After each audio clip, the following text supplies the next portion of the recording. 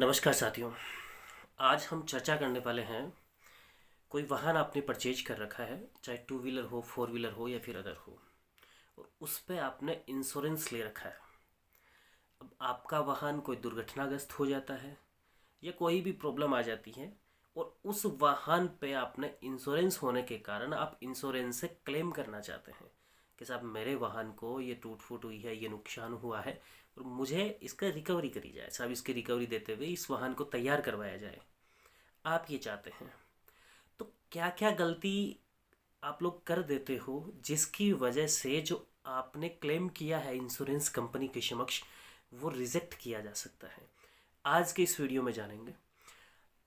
इस संबंध में एक दोस्त ने कॉल भी किया था मुझे पहले, और मैंने उनको भी सलाह दी थी। वही सलाह मैं आज आपको देना चाह रहा हूँ। उचित समझा मैंने कि हाँ, इस विषय पर वीडियो बनाना चाहिए, इसलिए मुझे आवश्यकता महसूस हुई। तो आज हम इस विषय पर चर्चा करें, आगे बढ़े। इससे पहले एक छोटा सा निवेदन है, यदि चैनल पर पहली बार आए हो तो चैनल को सब्सक्राइब कर लो, साथ ही बेल आइकन भी अवश्य दबा लो ताकि आपको मिलती रहे मेरे प्रत्येक वीडियो की जानकारी।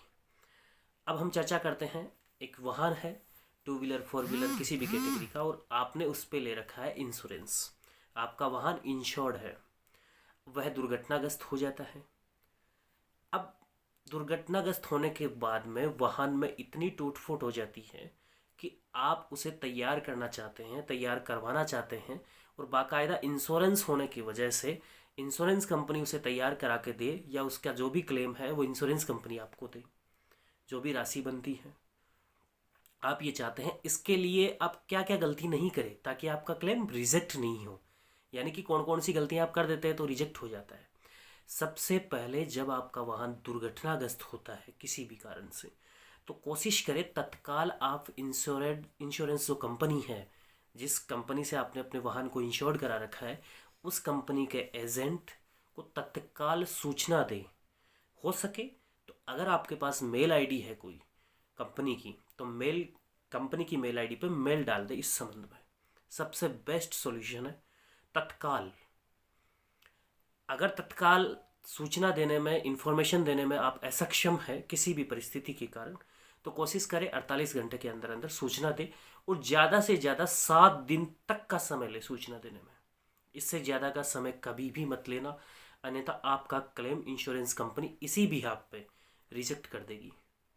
दूसरा है, आपने कोई वाहन परचेज किया है, परचेज करने के बाद में उसे इंश्योर्ड कराया, और उसके बाद में इंश्योर्ड कंपनी को बगैर सूचना के आपके वाहन में कुछ परिवर्तन करा लिए, तब्दीली करा ली, यानी कि मॉडिफाई करवा लिया वाहन को, और इंश्योर्ड कंपनी को आपने सूचना नहीं दी। अगर दुर्घटनाग्रस्त हो गया, आपने क्लेम किया, चूँकि वाहन का निरीक्षण किया जाएगा अब, तो फिर ऐसी दशा में आपका जो क्लेम है वो रिजेक्ट हो जाएगा। फिर एक और अपने सामने समस्या आती है, जैसे किसी व्यक्ति के पास, जैसे आपके पास एक गाड़ी है, आप अपनी गाड़ी चला रहे हैं, आप कहते हैं साहब ऐसे ऐसे मैं जा रहा था, दुर्घटनाग्रस्त हो गई। अब सबसे बड़ा इशू ये आता है कि आपके पास वैलिड लाइसेंस है कि नहीं। वैलिड लाइसेंस का मतलब जिसे आरटीओ ने जारी किया हो, जो अभी भी सक्षम है, मतलब एक्सपायर नहीं हुआ है, और जिस कैटेगरी का आप वाहन चला रहे हैं उसके लिए इशू हुआ हो। जैसे आपके पास लाइट मोटर व्हीकल का लाइसेंस है, आप ट्रांसपोर्ट व्हीकल चला रहे हैं, तो फिर आपका रिजेक्ट हो जाएगा।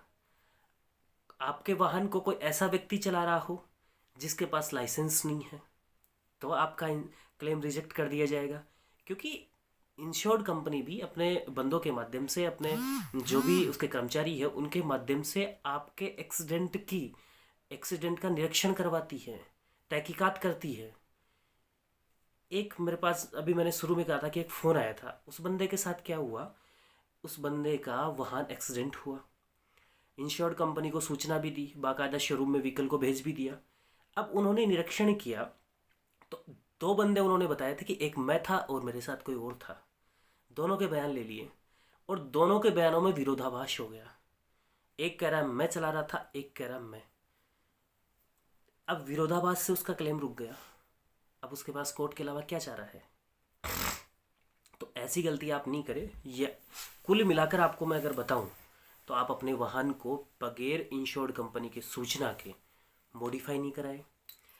अगर आपने इंश्योरेंस ले रखा है तो उसे समय पर रिन्यू कराते रहे, अन्यथा आप क्लेम के उत्तरदायी नहीं होंगे। वैलिड लाइसेंस हो आपके पास। अगर आप प्राइवेट व्हीकल चला रहे हैं, लाइसेंस आपके पास, प्राइवेट व्हीकल आपने लिया है, उसको आप कॉमर्शियल यूज़ ले रहे हैं, तो भी चीज़ लागू होती है आपके ऊपर, क्लेम आपका निरस्त किया जा सकता है। इससे भी आप बचें। तो मॉडिफाई करें तो सूचना दें, आपके पास वैलिड डॉक्यूमेंट हो, लाइसेंस वगैरह भी हो। अगर कोई दुर्घटनाग्रस्त कोई वाहन आपका होता है तो इस संबंध में पूरी प्रक्रिया के साथ आवेदन करें, और जो जिन जिन लोगों का आप इन्वॉल्वमेंट बता रहे हैं उन लोगों को पहले पूरी जानकारी बताएं कि मैंने इस तरीके से एप्लीकेशंस दी है, उसमें ये चीज़ लिखी है, उनको बताएं एक बार, ताकि अगर किसी के कोई बयान भी हो या किसी के इंश्योरेंस कंपनी के एजेंट घर पे भी जाए तो ऐसी प्रॉब्लम नहीं हो।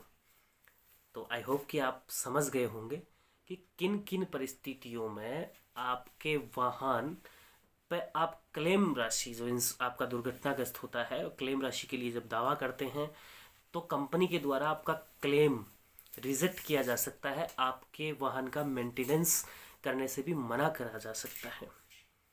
और अभी के लिए इतना ही। बाय बाय, मिलते हैं नेक्स्ट वीडियो में।